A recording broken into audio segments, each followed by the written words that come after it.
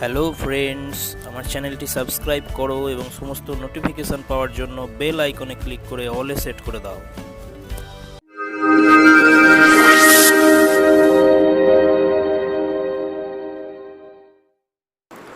Hello friends, আবার আমরা চলে এসেছি নতুন ক্লাস নিয়ে।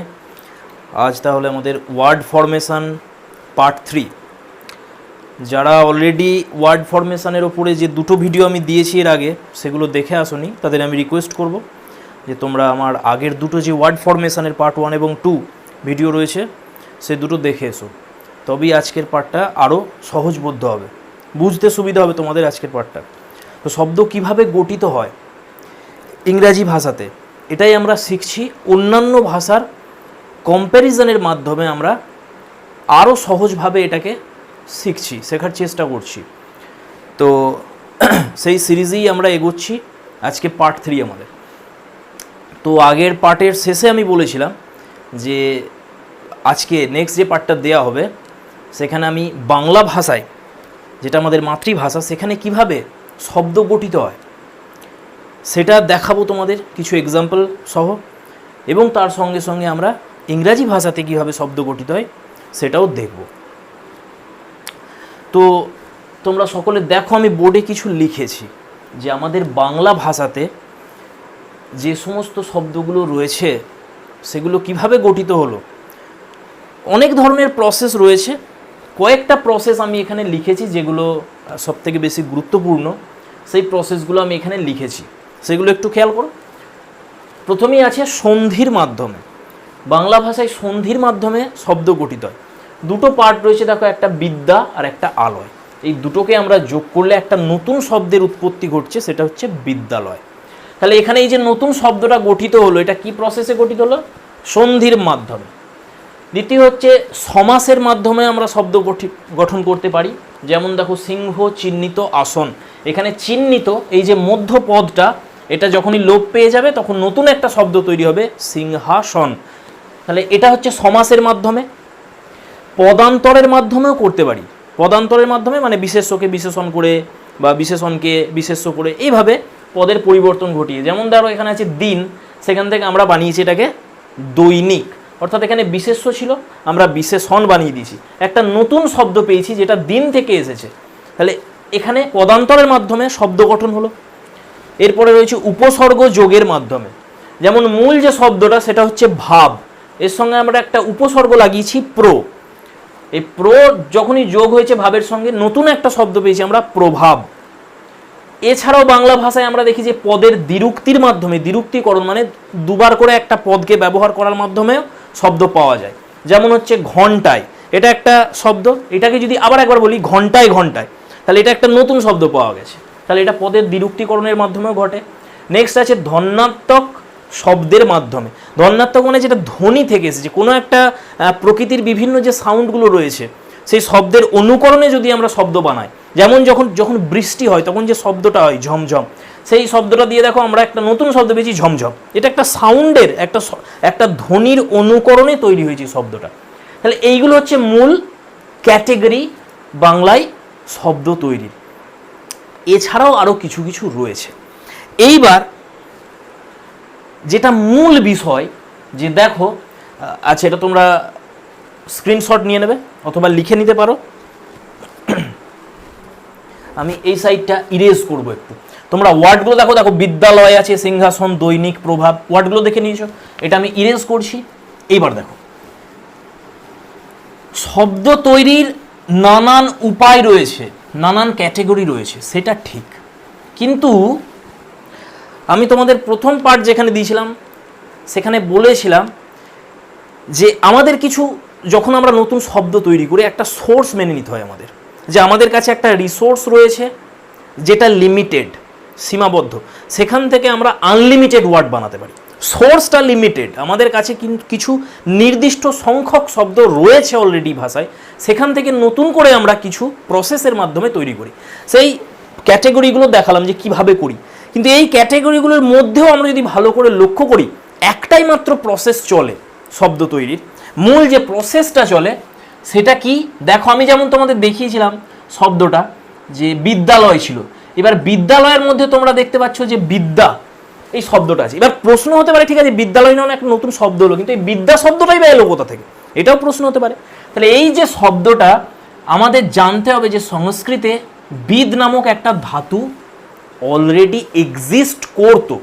সংস্কৃত যে ভাষাটা ছিল, যেখান থেকে বাংলা ভাষার উৎপত্তি আমরা মনে করি, বা অনেক শব্দ নিয়েছে, 44% সংস্কৃতের শব্দ বাংলায় রয়েছে, যেগুলোকে আমরা বলি তৎসম শব্দ।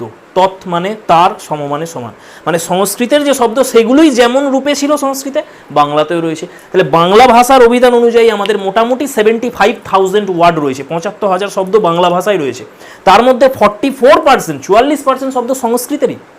তাহলে এই সংস্কৃত ভাষার বিদ এই ধাতুটা অলরেডি ছিল সংস্কৃতে। এবার এখান থেকে নতুন শব্দ উৎপত্তি কিভাবে হলো? এই যে ধাতু, এটাকে বলে ধাতু। এখান থেকে ধাতু কেন বলে? কারণ এটাকে আর ভাঙা যাবে না, এই বিদকে আর ভাঙতে পারবে না তোমরা।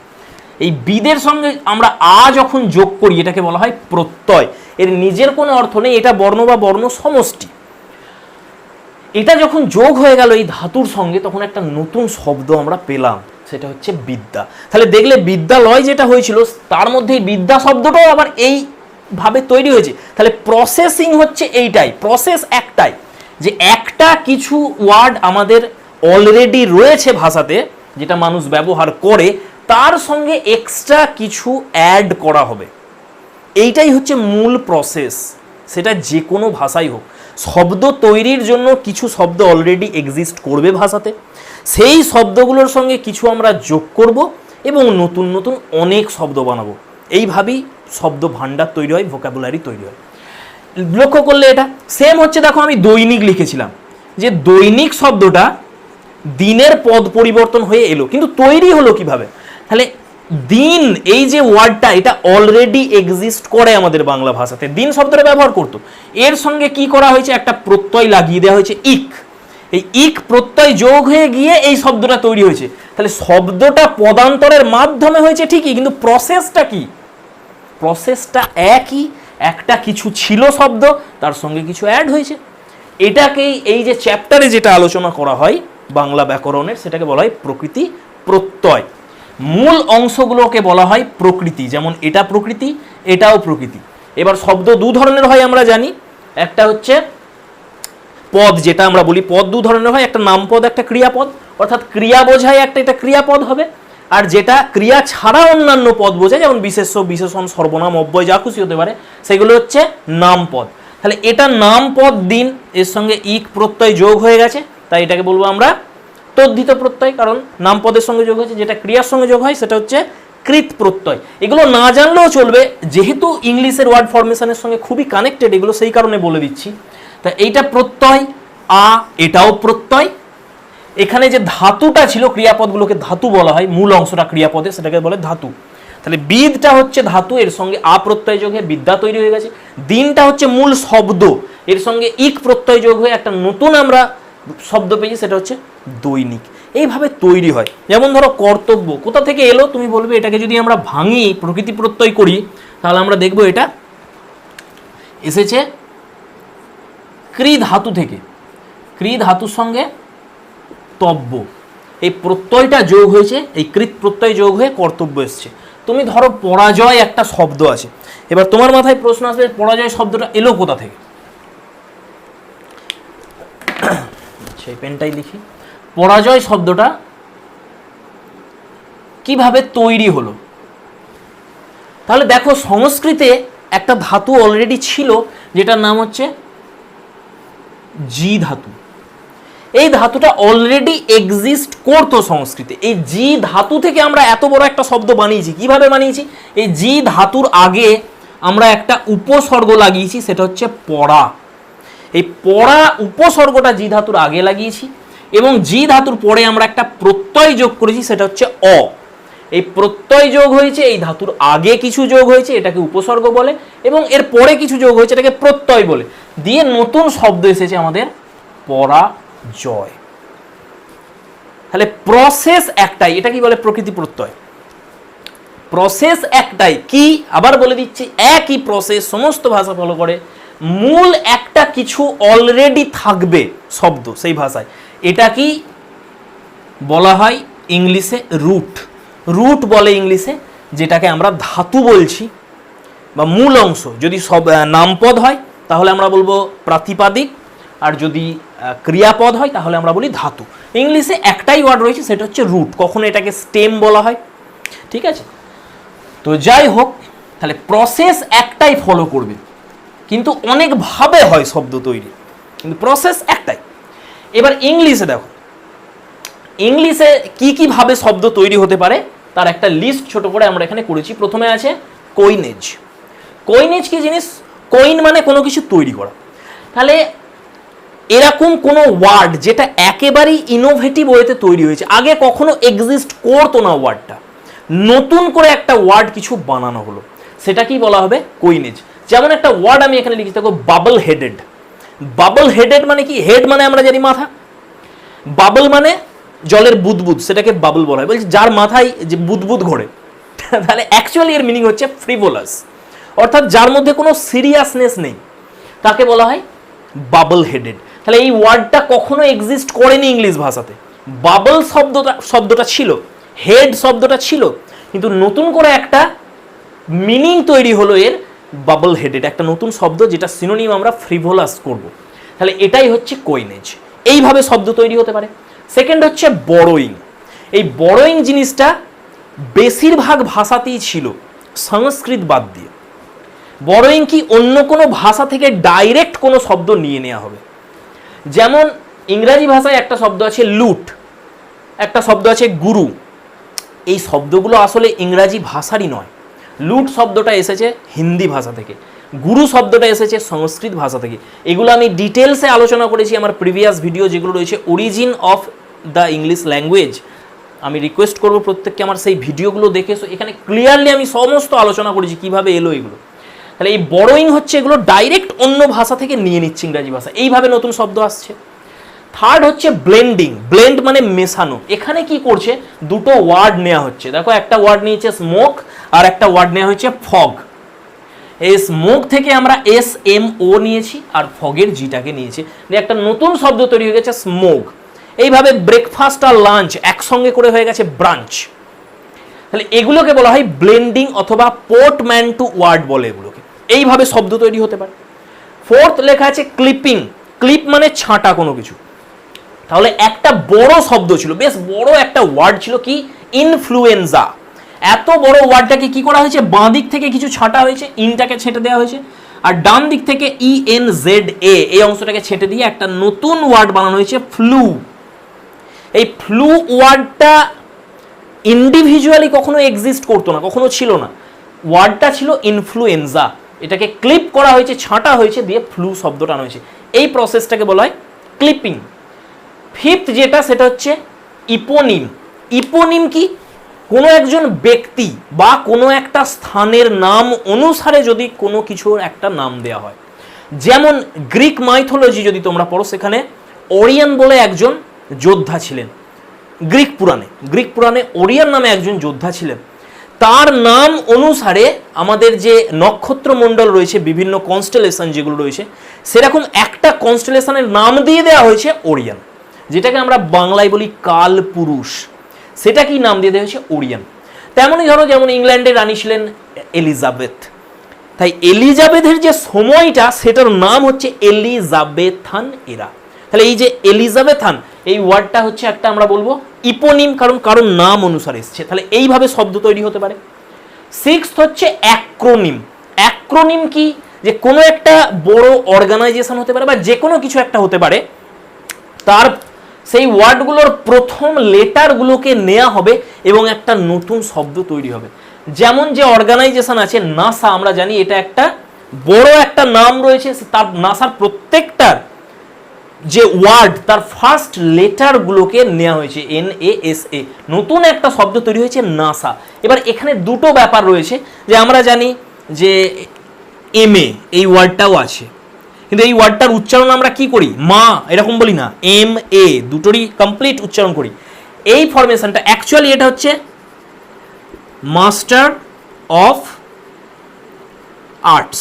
মাস্টার অফ আর্টসকে বলা হয় MA। মাস্টারের M নেওয়া হয়েছে, আর্টসের A নেওয়া হয়েছে, কিন্তু উচ্চারণ MA করা হচ্ছে, মা নয়। এই ফরমেশনটাকে বলা হয় ইনিশিয়ালাইজেশন। কিন্তু যখন উচ্চারণটা দেখো, এর উচ্চারণ আমরা NASA এরকম বলি না, আমরা বলি নাসা। এটাকে বলা হয় অ্যাক্রোনিম। তাহলে এইভাবেও নতুন শব্দ তৈরি হতে পারে। নেক্সট হচ্ছে কম্পাউন্ডিং। কম্পাউন্ড করা মানে যুক্ত করা। তাহলে টেক্সট একটা ওয়ার্ড ছিল আর বুক একটা ওয়ার্ড ছিল, এই দুটোকে যোগ করে দিয়ে একটা নতুন শব্দ বানিয়ে দেওয়া হয়েছে টেক্সট বুক। এটাকে বলা হয় কম্পাউন্ডিং। তাছাড়াও আছে ইকোইজম। এই ইকোইজম হচ্ছে বাংলাতে আমি তোমাদের যেটা দেখিয়েছিলাম যে ধন্যাত্মক শব্দের মাধ্যমে, যেটা প্রকৃতির মধ্যে যে বিভিন্ন শব্দগুলো রয়েছে, যেমন বৃষ্টির শব্দ, নদী প্রবাহ তার যে শব্দ, বাতাস যখন বয়ে যায় তার যে শব্দ, এই সমস্ত শব্দগুলোকে যখন অনুকরণ করে কোনো নতুন একটা ওয়ার্ড তৈরি হয় সেটা কি বলা হয় ইকোইজম। যেমন যখন জলের প্রবাহ হয় তখন যে সাউন্ডটা হয় সাউন্ডটা, সেখান থেকে নতুন শব্দ বানাচ্ছে স্প্ল্যাশ। যেমন কোকিল যখন ডাকে যে সাউন্ড হয় সেখান থেকে একটা শব্দ এসছে কাক্কু। এখন কাক্কু মানেই হয়ে গেছে কোকিল। মিউ, মিউ মানেই হয়ে গেছে এখন বেড়ালের ডাকটাকে আমরা মিউ বলি। তাহলে এই শব্দকে অনুকরণ করে যখন তৈরি হয় সেগুলোকে বলা হয় ইকোইজম, কারণ ইকো হচ্ছে, সেই ইকো থেকে এসছে। তাহলে এই সমস্ত ক্যাটেগরি রয়েছে ইংলিশ ভাষাতে নতুন শব্দ তৈরির। এইবার এখানেও প্রসেস একটাই, এটাও মুছে দিচ্ছি, স্ক্রিনশট নিয়ে নিও তোমরা।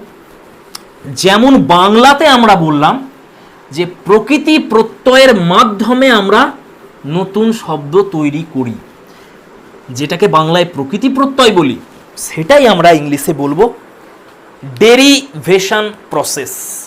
কি এটা? ডেরিভেশন বা অ্যাফিক্সেশন। ডেরিভেশন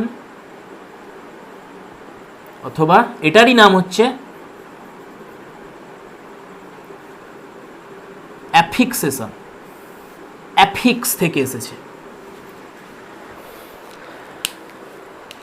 একই কথা, কিছু ওয়ার্ড অলরেডি ইংরাজি ভাষায় এক্সিস্ট করতো, সেটা মেবি অ্যাংলো স্যাক্সনরা বলতো, অথবা যে সমস্ত ল্যাটিন যাদের ভাষা ছিল, যেমন রোমানরা যখন এসেছিল বলেছিলাম জুলিয়াস সিজারের সঙ্গে, সেই রোমানরা যে ভাষা বলতো ল্যাটিন বলতো, সেই ল্যাটিন ভাষাতে ছিল কিছু শব্দ। অথবা যখন গ্রিক ভাষা প্রবেশ করেছিল ইংরাজি ভাষার মাধ্যমে, সেইখানে সেই শব্দগুলো প্রবেশ করেছিল। কিভাবে প্রবেশ করেছিল সমস্ত ডিটেলসে আমি অলরেডি আলোচনা করেছি, ইংল্যান্ডে কিভাবে এই সমস্ত ভাষাগুলো এলো। তো এই ভাষাতে অলরেডি কিছু শব্দ ছিল, সেই শব্দগুলোর সঙ্গে সেই শব্দগুলোকে রুট ধরে আমরা কখনো তার ডান দিকে কিছু বসাই, কখনো তার বাঁ দিকে কিছু যোগ করে আমরা নতুন একটা শব্দ বসাই। প্রসেস একটাই, ক্যাটেগরি নানান। এটা কি বলা হয় ডেরিভেশন, ইংলিশে, বাংলায় বলে প্রকৃতি প্রত্যয়। তাহলে ডেরিভেশন এবার কি? তাহলে আমি তোমাদের প্রথম যে পার্টটা ছিল ওয়ার্ড ফরমেশনে, সেখানে মরফোলজি বুঝিয়েছিলাম, মরফোলজি নিয়ে আলোচনা করেছিলাম। সেখানে মরফিম কি তোমাদের বলেছিলাম। তাহলে মরফিম হচ্ছে একটা ওয়ার্ডের যদি আমরা পার্ট করি, পোরশন করি, প্রত্যেকটা পার্টকে আমরা মরফিম বলি। তাহলে আমরা এখানে লিখছি মরফিম।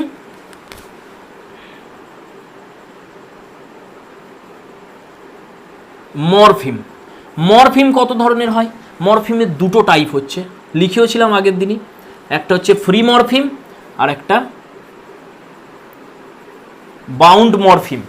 এই ফ্রি মরফিম হচ্ছে আবার দু ধরনের, একটা হচ্ছে লেক্সিক্যাল আর একটা ফাংশনাল। ফাংশনাল ফ্রি মরফিম আর লেক্সিক্যাল ফ্রি মরফিম কি এগুলো? যেমন ধরো আমি তোমাকে একটা ওয়ার্ড দিলাম যে অ্যান্ড, অথবা আমি তোমাকে একটা ওয়ার্ড দিলাম বিইউটি বাট, অথবা তোমাকে একটা দিলাম সো। এই যে ওয়ার্ডগুলো, এদের কি আর পার্ট করা যায়? আমরা অ্যান্ডকে ভেঙে কি অ্যান প্লাস ডি এরকম লাগাতে পারি না? বাটকে ভেঙে আমরা কি বিইউ প্লাস টি এরকম করতে পারি? কখনোই করতে পারি না। এই ওয়ার্ডগুলো অলরেডি এক্সিস্ট করে ইংলিশ ভাষাতে। তাহলে এই যে ওয়ার্ডগুলো যাদের ভাঙা যায় না, এবং তুমি কি বলতে পারবে যে অ্যান্ডের সঙ্গে আমরা TION লাগিয়ে দেবো, দিয়ে অ্যান্ড সান, এরকম এরকম ওয়ার্ড হবে কি কোনোদিন? না। এইগুলোকে বলা হয় ফাংশনাল ফ্রি মরফিম।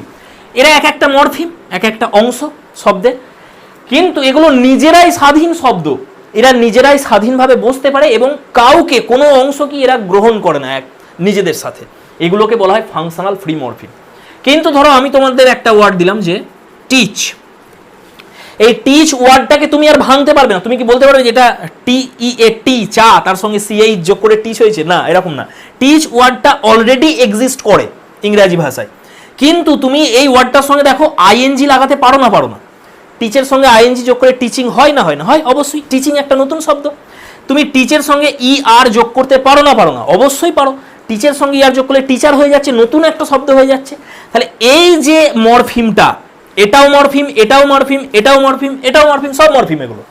কিন্তু এই যে মরফিমটা এ নিজে স্বাধীন, নিজে বসতে পারে টিচ শব্দটা, কিন্তু এ কিছু কিছু পার্টিকেলকে গ্রহণ করে নিজের সঙ্গে, যেমন আইএনজি গ্রহণ করছে, ইআর গ্রহণ করছে, ইএস গ্রহণ করবে, টিচেস হবে। তাহলে এই মরফিমটাকে বলা হয় লেক্সিক্যাল ফ্রি মরফিম। এগুলোও ফ্রি মরফিম, এগুলোও ফ্রি মরফিম, কিন্তু এটা লেক্সিক্যাল, এটা ফাংশনাল। এরা গ্রহণ করে না কাউকে, এ গ্রহণ করবে।